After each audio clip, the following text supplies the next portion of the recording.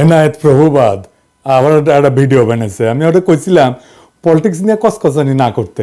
ভারতীয় পণ্য বয়কট আন্দোলনের সময় ওর কুরকুরে নিয়ে উঠছিল। ব্যাপার না, বাতের রুগীদের যেমন আমাবস্যার পূর্ণিমা বাতের ব্যথা জায়গায় ওঠে, তেমনি প্রভুপাদের কিছু বিশেষ বিশেষ সময় কুরকুরে নিয়ে ওঠে। ওরা নিয়ে কিছু বলতাম না, কিন্তু একটা ভিডিও সারিছে, এটা নিয়ে কিছু না কইলেই না। মুশকিল হইলো কইছে বিএনপি নিয়ে। বিএনপির ডিফেন্ড করা তো আমার দায়িত্ব না, দায়ও না, আমি বিএনপি করিও না। কিন্তু বিএনপি ব্যাশিং এর নামে কোন শয়তানিটা শ্রী শ্রী এনায়েত প্রভুপাত করতেছে সেটা দেখায় দেওয়া দরকার, কারণ এটা দেশের জন্য জাতির জন্য জরুরি। আমি ওরে প্রভুপাত বলি কারণ ও হইতেছে বিজেপির বুয়েট শাখার সভাপতি। বাংলাদেশে বিজেপির পলিসি পার্সু করে, ঠিক যেভাবে ভারতীয় পণ্য বয়কটের সময় আমাদের পিছে লাগিয়েছিল, এখন বিএনপির পিছে লাগিয়েছে। তো এটা এখন বিএনপির পিছে লাগা হচ্ছে এখন বিজেপির পলিসি। মানে বিজেপি এখন জানে যে আওয়ামী লীগ আর তো আসবে না, কিন্তু বিএনপি যেন না আসে ক্ষমতা, এটাই হইতেছে বিজেপির পলিসি। ও যেটা বলতে চাচ্ছে সেটা হচ্ছে আওয়ামী লীগ খারাপ, অবশ্যই ঠিক আছে, বিএনপি একই রকম খারাপ। বিএনপি একই রকম খারাপ একটা দল, এই বিএনপিকে ক্ষমতা আসতে দেওয়া যাবে না, ফেয়ার এনাফ। তো প্রভুবাদ আওয়ামী লীগের আমলে আওয়ামী লীগের শাসন নিয়ে কি কথা কবে পারছিল আপনারাই বলেন? তখন কিন্তু গোয়ার গু শুকায় গুটা হয়ে গেছিল, সেই সাহস হয় নাই। এখন ওর পৌরুষ জেগে উঠছে, বিপ্লবী হয়েছে, এখন এসেছে বিপ্লবী সাজিতে। ওই সময় কি কি করেছিল আসেন দেখি।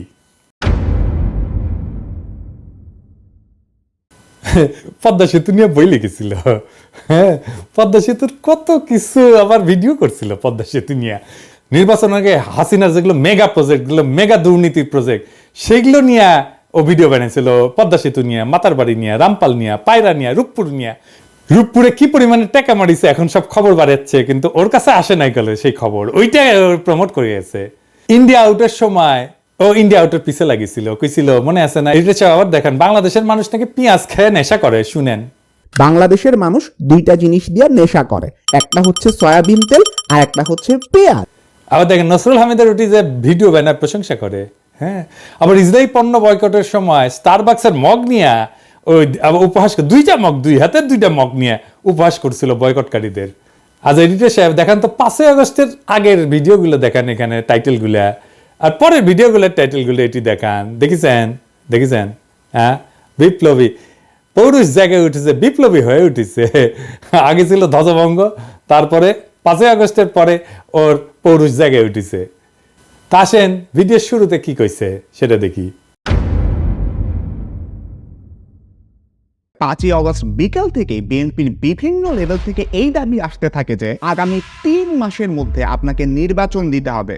তো ও বিএনপির দোষ দিতেছে। বিএনপি কেন বাংলাদেশের বর্তমান অন্তর্বর্তীকালীন সরকারের কাছে নির্বাচন চাইছে?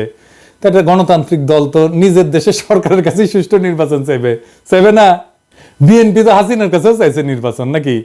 তো এনাদের ওই যে বাবার দেশ ভারতের কাছে যে ওর নেতা সজীব ওয়াজেদ জয় 90 দিনের মধ্যে বাংলাদেশে নির্বাচন করায় দেওয়ার দাবি করলো, সেটা এনাদের ভালো লাগছে না? হ্যাঁ, দেখেছেন? আসেন একে একে অন্য অভিযোগগুলো দেখি। ওই করছে যে মার্কিন দূতাবাসের সূত্র নাকি দাবি করেছে যে তারেক রহমান বিভিন্ন কনস্ট্রাকশন কোম্পানি আর প্রতিষ্ঠানের কাছে চাঁদা চাইছিল। শুনেন, মার্কিন দূতাবাসেরই আরেকটা সূত্র বলতেছে তারেক রহমান কোটি কোটি ডলারের অবৈধ সম্পদ সংগ্রহ করছেন। ঢাকায় আগে একজন মার্কিন রাষ্ট্রদূত ছিলেন যার নাম জেমস এফ মরিয়ার্টি। উনি বলতেছেন তারেক রহমান শুধুমাত্র যে মোনেম কনস্ট্রাকশনের মতন একটা লোকাল কোম্পানির কাছ থেকে ঘুষ খাইছেন এমন না, ওই কি মোনেম কনস্ট্রাকশন তারেক রহমানকে 4.5 লক্ষ মার্কিন ডলার ঘুষ দিছিল। আসল কাহিনী হচ্ছে মার্কিন দূতাবাস এরকম কোনো দাবি করে নাই। মার্কিন দূতাবাস তাদের কেবলে মানে যে সমস্ত কমিউনিকেশন পাঠায় আর কি, তার দেশে কোথায় কি আপডেট হচ্ছে এইগুলা লিখে পাঠায় এবং বিভিন্ন বিষয়ে ওয়াশিংটনে মতামত চায়। এরকম একটা কেবল যেটা পাঠানো হয়েছে 2008 সালের নভেম্বরে, সেখানে তারা লিখছিল যে বাংলাদেশের দুর্নীতি দমন কমিশন তারেক রহমানের বিরুদ্ধে বিভিন্ন অভিযোগ আনছে, যার মধ্যে আছে অমুক কনস্ট্রাকশন ফার্ম থেকে চাঁদা দাবি, তমুক প্রতিষ্ঠান থেকে চাঁদা দাবির অভিযোগ। এটা রিপোর্টিং, এইটা মার্কিন দূতাবাসের কোনো অভিযোগ না। একটা দাবিও কিন্তু মার্কিন দূতাবাস বা তাদের কোনো সূত্র করতেছে না। এই অভিযোগ আনছে মইনুল আহমেদের সরকারের দুর্নীতি দমন কমিশন, যারা তখন -2 ফর্মুলা বাস্তবায়নে ব্যস্ত, আর আমেরিকা দূতাবাস সেই মামলাগুলোর বর্ণনা করতেছে, আর কিছু না।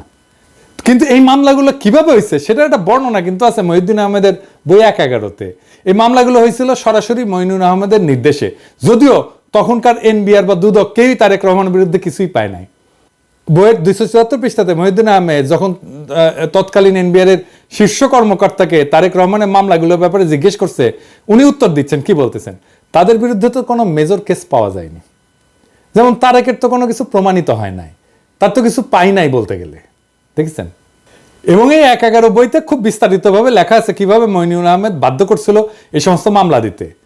এবং আমরা সবাই জানি যে কিভাবে তখন ব্যবসায়ীদের তুলে নিয়ে বিভিন্ন রাজনীতিবিদদের বিরুদ্ধে মামলা করতে বাধ্য করা হইতো। সেই মামলাগুলোর সূত্র ধরে এই প্রভুপাদ ভিডিও বানায় ফেলছে যে তারেক রহমান চাঁদাবাজি করছে, দেখেছেন। মানে মানুষের তো ইন্টেলেকচুয়াল একটা অনেস্টি থাকবে। উনাকে আবার ছাত্র পড়ায় বুয়েটে, ছাত্র কি শিখবে ওর কাছ থেকে? ছাত্র সাবজেক্ট কি শিখবে জানি না, কিন্তু নৈতিকতা তো শিখবে না ওর কাছ থেকে। এখন প্রশ্ন হইতেছে যে মামলাগুলো হইলো গত 17 বছর, এই চাঁদাবাজি মামলার অগ্রগতি কি? গোড়ার ডিম, শূন্য। এটা চাঁদাবাজির মামলাও হাসিনা গত 17 বছরে কোনো আদালতে প্রমাণ করতে পারে নাই, এমনকি কোনো বিবাদী এই সমস্ত ভুয়া মামলা চালাইতেও চায় নাই। তো প্রভুবাদ কোত্থেকে পাইলো এগুলা? দেখেছেন কিরকম জাউরা, কিরকম জাউরা। এনায়েতের ভিডিওতে আমিন আহমেদ ভুইয়া নামে এক ব্যবসায়ীর কথা বলছে, যাকে নাকি তারেক রহমান হুমকি দিছিল চাঁদার জন্য। অথচ আমিন আহমেদ ভুইয়া নিজেই দাবি করছে যে তাকে জোর কইরা তারেক রহমানের বিরুদ্ধে মামলা করানো হয়েছিল। তো এডিটর সাহেব আগে দেখান প্রভুপাত কি কইছে। এই তারেক রহমান আল আমিন কনস্ট্রাকশনের মালিক আমিন আহমেদকে হুমকি দিছেন, তুমি যদি আমাকে $1.5 লক্ষ না দাও তাহলে তোমার কোম্পানি আমি বন্ধ করে দিব। তারপরে দেখান আমিন আহমেদ ভুইয়া কি কইছে। কারণ একটা ইস্তেদি বিষয় মামলাটি দেখুন বর্তমানে রাষ্ট্র বনাম তারেক রহমান সাহেব। আমি নিজে যদি উদ্যোগ হয়ে মামলা করতাম তাহলে তো মামলা চালুই থাকতো। আমার যদি উদ্যোগ বা ইচ্ছা থাকতো, আর স্বাভাবিক বিষয়, আমি তার সময় কেন মামলা করতে যাব? উনি তো আমার দলের সিনিয়র যুগ্ম মহাসচিব, উনি নমিনেশন দিয়েছে, আমার সাথে রাজনীতি করি। মানে প্রভুপাদ ভিডিওতে যার নাম উল্লেখ করে দাবি করছে যে তার কাছে তারেক রহমান চাঁদা চাইছে, সে নিজেই বলতেছে যে তার কাছে তারেক রহমান টাকা চায় নাই, তাকে মামলা করতে বাধ্য করছে মইনুল আহমেদের সরকার। মানে ওই যে বলছে বিএনপি তো এর মধ্যে ক্ষমতায় আসেনি, মইনুলের পর তো আওয়ামী লীগ ক্ষমতায়, তাহলে ও তো এমন না যে ওরা চাপ দিয়ে বলছে বিএনপি, তাই না? এইটা গেল প্রথম ধাপ্পাবাজি। দ্বিতীয় ধাপ্পাবাজি ধরি, প্রভুপাত দাবি করেছে যে তারেক রহমান নাকি বাংলাদেশে সিমেন্টসের সমস্ত চুক্তি থেকে 2% কমিশন নিয়েছিলেন। থার্ড এক্সাম্পল সিমেন্স থেকে এই তারেক রহমান এবং তার ভাই আরাফাত রহমান কোকো ঘুষ নিছেন বলে কিন্তু অভিযোগ আছে। একজন প্রত্যক্ষ সাক্ষী জানাইতেছেন বাংলাদেশে সিমেন্সের যত চুক্তি হইতো তার থেকে প্রায় 2% কমিশন এই তারেক রহমান নিতেন। সিমেন্সের বিরুদ্ধে আমেরিকার যে মামলা হয়েছিল সেই মামলা 20 পৃষ্ঠার রায়ে কোন ডকুমেন্টে তারেক রহমান সিমেন্সের কাছে টাকা চাইছে বা তারেক রহমানকে সিমেন্স 1 টাকাও কখনো দিছে এমন কোনো কথার উল্লেখই নাই। এই যে তাহলে এই তথ্য প্রভুপাত কোথায় পেয়েছে? হ্যাঁ, আওয়ামী লীগ দিছে ওরে, ইন্ডিয়া দিছে ওরে, বুঝছাও। আচ্ছা, এরপরের ঘটনা আর এটা ইন্টারেস্টিং, কারণ এটা থেকে আরো পরিষ্কার হয়ে যাবে যে এই প্রভুপাদের বেসিকই ক্লিয়ার না। ওই দাবি করেছে যে টঙ্গীতে একটা 80 মেগাওয়াট প্ল্যান্ট নির্মাণের জন্য চীনা কোম্পানি হারবিন তারেক রহমানকে $7.5 লাখ মার্কিন ডলার ঘুষ দিছিল। শুনে 12ই অগাস্ট প্রধান উপদেষ্টার সাথে চালু করবে কিনা, আদৌ দেশ পরিচালনার জন্য তার আওয়ামী লীগের একটা বিকল্প হইতে পারে কিনা।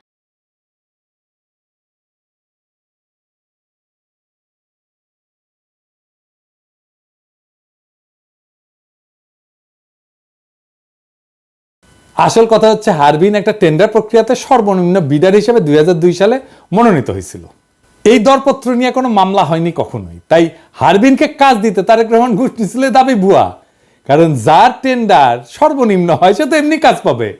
মামলাটা আসলে কি ছিল? মামলাটা ছিল হারবিন এবং তাদের বাংলাদেশের পার্টনার নির্মাণ কনস্ট্রাকশনের টঙ্গীর বেসিক শিল্পনগরীতে যে পাওয়ার প্ল্যান্ট বানানোর কাজ পায় সেটার ওয়ার্ক অর্ডার নিয়ে। খাদিজা বেগম গিয়াসউদ্দিন আল মামুনকে দিয়ে পাওয়ার প্ল্যান্টের ওয়ার্ক অর্ডারটা তাড়াতাড়ি বের করে আনে। তো এটা কনসালটেন্সি ফি হিসাবে কিছু টাকা দিছিল বলে খাদিজা বেগম নিজে দাবি করছে আদালতে। খাদিজা বেগম পুরা মামলা কোথাও বলেন নাই যে এই টাকা তারেক রহমান খাদিজা বেগমের কাছে চাইছে বা দিতে বাধ্য করছে। তাই 2013 সালে এই মামলায় তারেক রহমানের নাম ছিল, কিন্তু তারেক রহমানকে খালাস দেয় আদালত। মানে হাসিনার আমলে তারেক রহমান আদালত থেকে খালাস পায়, হাসিনার আমলে। কিন্তু যে বিচারক খালাস দেয় সে আবার খালাসের রায় দিয়ে দেশে থাকতে পারে নাই, তারা এসকে সিনহার মতো দেশ ছাড়া করে বাধ্য করা। উনি মানে ফিনল্যান্ডে আছেন। এরপর প্রভুপাদ দাবি করেছে যে তারেক রহমান নাকি বসুন্ধরা গ্রুপের কাছ থেকে 21 কোটি টাকা নিয়েছিল একটা মামলার বিচার প্রভাবিত করতে। বসুন্ধরা গ্রুপের মালিকের একজন ছেলে আছে, নাম হচ্ছে শাফিয়াত সোবহান স্থানভীর। ইনি কিন্তু আনভীরেরই ভাই। আর বিরুদ্ধেও একটা খুনের মামলার বিচার প্রভাবিত করতেও তারেক রহমান 21 কোটি টাকা নিয়েছিলেন বলে অভিযোগ আছে। এই গল্পটা তখন ডিজিএফআই বানায় পেপারগুলোকে খাওয়াইছিল, যেটা 2016 সালে ডেইলি স্টারের মাহফুজ আনাম নিজেই স্বীকার করছে। সে বলছে ডিজিএফআই বানানো গল্প ছাপানোতে তার ব্যাড এডিটোরিয়াল জাজমেন্ট ছিল। ভুয়া গল্পটা হাসিনার ইন্ডিয়ার দালাল এনায়েত আজকে ওই জেনজিদের খাওয়াইতে আসছে, কোনো ধরনের রিসার্চ না কইরাই কিরকম জাউরা দেখেন। আকবর সোবহান সাহেবের ছেলেকে বাঁচানোর জন্য তারেক জিয়া এত কোটি টাকা দিচ্ছে, একদম ফিগারটা সব উল্লেখ ছিল, 50 কোটি টাকা দিচ্ছে। এটা খুব সুন্দর। তুমি প্রথমে তোমাকে বলতে হবে ডেইলি স্টারে ছাপা হয় না, শুধু প্রত্যেকটা কাগজে লিড করেছেন এটা। না প্রত্যেকটা, আই ডোন্ট রিমেম্বার দ্যাট। না আমার মনে আছে না, এই প্রত্যেকটা কাগজে ওটা ছেপেছে। আমি মনে করি যে আমার সাংবাদিকতার সময়ে ওই সময়ে ডিজিএফআই এর দেওয়া নিউজ আনসাবস্টেন্টেটেড, আমি যেটা ইন্ডিপেন্ডেন্টলি প্রমাণ করতে পারি নাই, ওটা আমি লিখেছি, ইন্ডিপেন্ডেন্টলি ভেরিফাই করতে পারছি না। কিন্তু তুমি যদি আমাকে জিজ্ঞেস করো আমার সাংবাদিক জীবনে, এডিটরের জীবনে ওটা হচ্ছে একটা বিরাট ভুল। আমি ভুল করেছি। ওই সময় ডিজিএফআই এর দেওয়া নিউজ আমার ছাপানো উচিত হয়নি। ইট ওয়াজ এ ব্যাড এডিটোরিয়াল জাজমেন্ট। আমি অপকটে স্বীকার করি। কিন্তু ঘটনা হচ্ছে যে যতগুলো দুর্নীতির অভিযোগ আনছে তারেক রহমানের বিরুদ্ধে, সবগুলো 111 সরকার, এবং 111 তো আপনারা জানেন এটা ইন্ডিয়ার সরকার ছিল, তাই না? এই 111 সরকার ইন্ডিয়া হাতে বাংলাদেশকে তুলে দেয়। এই যে ওই সময় 111 ডিজিএফআই মানে যারা আসলে ইন্ডিয়ার বানানো জিনিস, বানানো তরকারি খাওয়াইছিল, সেই জিনিসটা খাওয়াইতেছে প্রভুপাদ আইসকা জেনজিদের। এবার আসেন খাম্বানিয়া মিথ্যাচারের আলাপটা করি। ওই 111 সরকারের সময় খাম্বা দুর্নীতি সহ বিদ্যুৎ খাতের দুর্নীতি তদন্তে ওরিব ইউনিভার্সিটি বুয়েটের সাবেক ভিসি আব্দুল মতিন পাটোয়ারির নেতৃত্বে একটা তদন্ত কমিটি তৈরি করা হয়েছিল। সেই রিপোর্টটা পর্যন্ত এখনো প্রকাশ হয়নি। খোঁজ নিয়ে জানা যায় যে এই সময় 100 কোটি টাকা মূল্যের খুঁটি সংগ্রহ করছে এরকম 4টা প্রতিষ্ঠান ছিল। এর মধ্যে 3টেই ছিল আওয়ামী লীগ সমর্থিত ঠিকাদারি প্রতিষ্ঠান। এই 5 বছরে আরইবির মোট খুঁটির বেশিরভাগ সরবরাহ করে আওয়ামী লীগ সরকারের সমর্থক ব্যবসায়ী কাজী শাহাদ আহমেদের মালিকানাধীন জেনকম গ্রুপের 5টা প্রতিষ্ঠান। এই গ্রুপ একাই 511 কোটি 30 লাখ টাকার কাজ পায়। এছাড়া আওয়ামী লীগ সরকারের সময় আরইবির খুঁটির পুরাটাই যোগান দেয় এই প্রতিষ্ঠান। 2002 থেকে 2003 সাল বিএনপি সমর্থিত ঠিকাদারদের ছোট ছোট আরো কয়েকটা প্রতিষ্ঠান কাজ পেলেও 100 কোটি টাকার মতো কাজ করছে গিয়াসউদ্দিন আল মামুনের মালিকানাধীন খাম্বা গ্রুপের 2টা প্রতিষ্ঠান। তবে জোট সরকারের 5 বছরের প্রথম 1 বছর এই প্রতিষ্ঠান কিন্তু কোনো কাজ পায়নি। জোট সরকারের 5 বছরে আরইবির লাইন অধিগ্রহণের আওতায় মোট 879 কোটি 31 লাখ 22 হাজার টাকার কংক্রিট খুঁটি কেনা হয়। এর মধ্যে জেমকন গ্রুপের 5টা প্রতিষ্ঠান খুঁটি সরবরাহ করে 511 কোটি 30 লাখ টাকার, কনফিডেন্স গ্রুপ সরবরাহ করে 119 কোটি 79 লাখ টাকার খুঁটি, খাম্বা গ্রুপের 2টা প্রতিষ্ঠান সরবরাহ করে 102 কোটি 10 লাখ টাকার খুঁটি। এবার এই যে সে পাশে লেখেন তো, কন্টেক্ট গ্রুপ সরবরাহ করে 85 কোটি 4 লাখ টাকার। এছাড়া টেস্কো পাওয়ার লিমিটেড 24 কোটি, রয়্যাল গ্রিন 13 কোটি, লুমেক রুম্বার 20 কোটি ও এবং অন্য একটা প্রতিষ্ঠান নাম ভুলে গেছি 25 লাখ টাকার একটা খুঁটি সরবরাহ করে। 2003-4 সালে আরইবির মোট খাম্বা কেনে 214 কোটি টাকার। এর মধ্যে জেমকন 104 কোটি, মানে অর্ধেকেরই। খাম্বা 41 কোটি, কনফিডেন্স 31 কোটি, কন্টেক্ট 26 কোটি, টেস্কো পাওয়ার 20 কোটি, রয়্যাল গ্রিন 5 কোটি টাকার কাজ পায়। 2004-5 সালে আরইবির মোট খুঁটি কেনে 194 কোটি টাকা। এর মধ্যে জেমকন 87 কোটি টাকা, খাম্বা মাত্র 29 কোটি, কনফিডেন্স 27 কোটি, কন্টেক্ট 21 কোটি, রয়্যাল গ্রিন 5 কোটি টাকা, অন্য একটা কোম্পানি 2 কোটি টাকার কাজ পায়।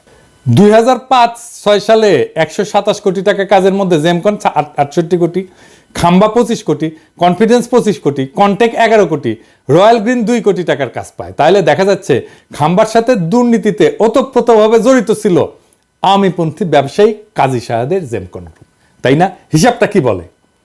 হিসাব তো পাক্কা হিসাব, আপনি নিয়ে আসতে পারেন, এখনো নিয়ে আসতে পারেন, এইসব তো সরকারের কাছেই আছে। তো খাম্বা কি প্রভুপাত পাশায় ঢুকাইছে? হ্যাঁ, খাম্বা বেচলো আওয়ামী লীগ আর প্রভুপাতের পশ্চাতে ঢুকলো বিএনপির খাম্বা। হ্যাঁ, এবার আসেন জিয়া অরফানেজ ট্রাস্ট নিয়ে কথা কই। 6 number example, Zia orphanage trust fund আছে যেখানে এতিমদের জন্য টাকা আসে। ওই ফান্ডের অ্যাকাউন্ট থেকেও 2 কোটি টাকা হাতে আনেন এই তারেক রহমান। উনি তার নিজ শহর বগুড়াতে একটা জমি কেনার জন্য এই ট্রাস্টের তহবিলের টাকা ইউজ করে। ওই দাবি করেছে যে জিয়া অরফানেজ ট্রাস্ট ফান্ডের অ্যাকাউন্ট থেকে 2 কোটি টাকা হাতায় নিয়ে তারেক রহমান বগুড়া একটা জমি কিনছিল। সত্য ঘটনা হচ্ছে তারেক রহমান কোনো টাকা হাতায় নিয়ে জমি কিনে নাই, এই জমি কেনা হয়েছিল জিয়া অরফানেজ ট্রাস্টের নামে। দেখেন, যেটাই মামলার রায় বলা আছে, তারেক রহমান অরফানেজ ট্রাস্টের টাকায় নিজের নামে কোনো জমি কেনে নাই, এটা হাসিনার আদালতও বলে নাই, কোনোদিন দাবিও করে নাই, কিন্তু হাসিনা আর ইন্ডিয়ার দালাল এনায়েত প্রভুপাদ দাবি করেছে। এবার আসেন রাজনৈতিক ষড়যন্ত্র নিয়ে আলাপ করি। দ্বিতীয় এক্সাম্পল, 10 ট্রাক অস্ত্র। বাংলাদেশের ইতিহাসে সর্ববৃহৎ অস্ত্র আর গোলা বারুদের চালান আটক করা হয় 2004 সালের 1 এপ্রিল রাতে। তো প্রভুপাদ হঠাৎ কইরা দুর্নীতি বিশেষজ্ঞ থেকে রাজনৈতিক ষড়যন্ত্র বিশেষজ্ঞ হয়ে গেল, ব্যাখ্যা করতে আসছে 10 ট্রাক অস্ত্র মামলা নিয়ে। তো 10 ট্রাক অস্ত্র মামলার ব্যাপারে আমাদের প্রভুপাদের দেখা যাচ্ছে যে আমাদের দেশের মানুষের উপরে ভরসা কম, তাই সব সূত্র হচ্ছে ভারতীয় গোয়েন্দারা, যারা 10 ট্রাক অস্ত্রের দোষ চাপায় বাংলাদেশকে বিপদে ফেলতে বদ্ধপরিকর ছিল। এখানে যদি বিএনপির কোনো ভুল থাকে, তাহলে কি বর্তমান অন্তর্বর্তীকালীন সরকারের প্রধান উপদেষ্টা ডক্টর ইউনূসকে একইভাবে দোষারোপ করা যাবে না? উনিও তো ভারতের টিভি মিডিয়া এনডিটিভির সাথে সাক্ষাৎকারে বলছেন, বাংলাদেশকে ভারত অস্থিতিশীল করতে চাইলে ভারতের 7 সিস্টার অক্ষত থাকবে না, বলছে না? তাইলে ভারতকে চাপে রাখার ব্যাপারে পররাষ্ট্রনীতি কি বিএনপির ভুল ছিল? এই নীতির কারণে বিএনপির ভোট পেতে বাধা থাকবে কেন? আবার নিজেই বলছে যে বিএনপি ক্ষমতা আঁকড়ে ধরে রাখতে চায়নি, সেটা কি প্রমাণ করে না যে বিএনপি গণতন্ত্র চাইছে বারবার?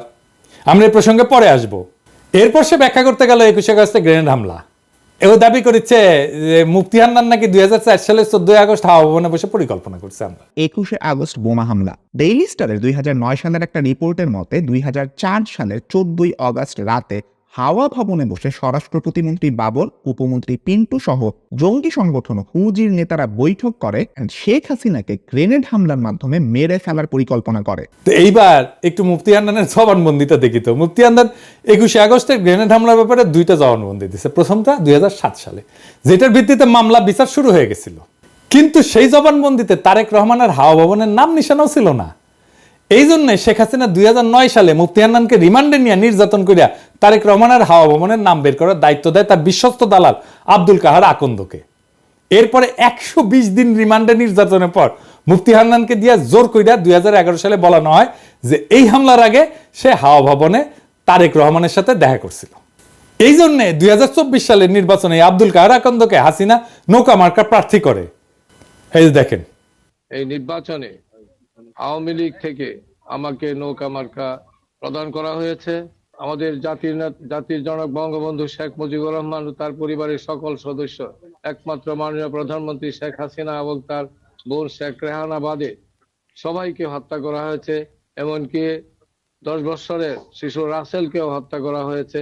আপনারা জানেন 21 বছর সংগ্রাম করে এই মাননীয় প্রধানমন্ত্রী 1996 সালে আবার ক্ষমতায় আসেন। ক্ষমতায় আসার পর বঙ্গবন্ধু হত্যা মামলা রুজু হয়। এতদিন এই হত্যা মামলা রুজু করতে দেওয়া হয়নি এবং সেই মামলার তদন্তভার আমাকে দেওয়া হয়। সেই মামলাটিও আমি পরবর্তী তদন্ত করি এবং সঠিক পথে নিয়ে আসি।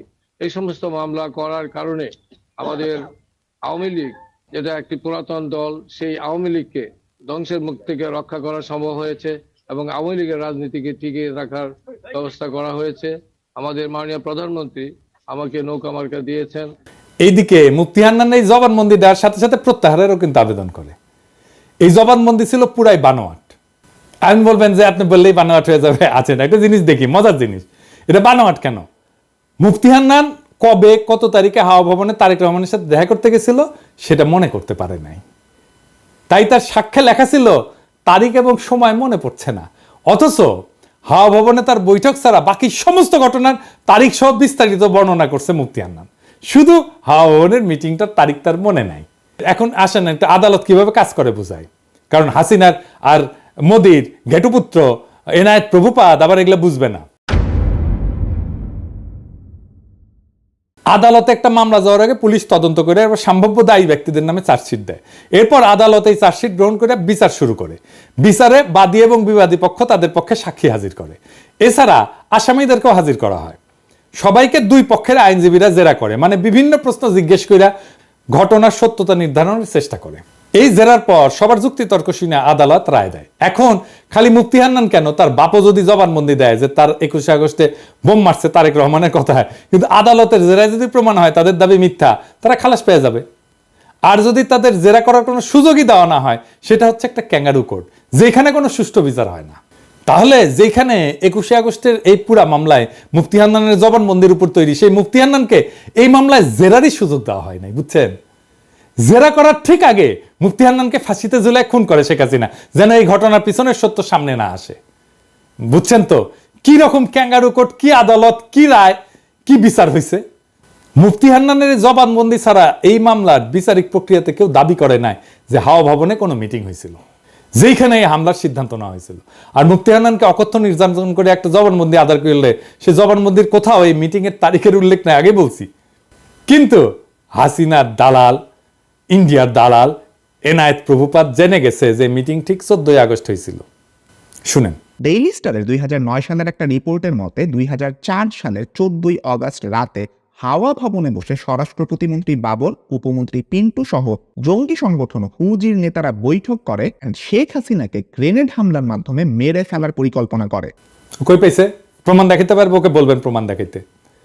মানে যে হামলা করছে সে মনে করতে পারতেছে না কবে হয়েছে মিটিং, আর এনায়েত প্রভুপাত যাই না বসে আছে।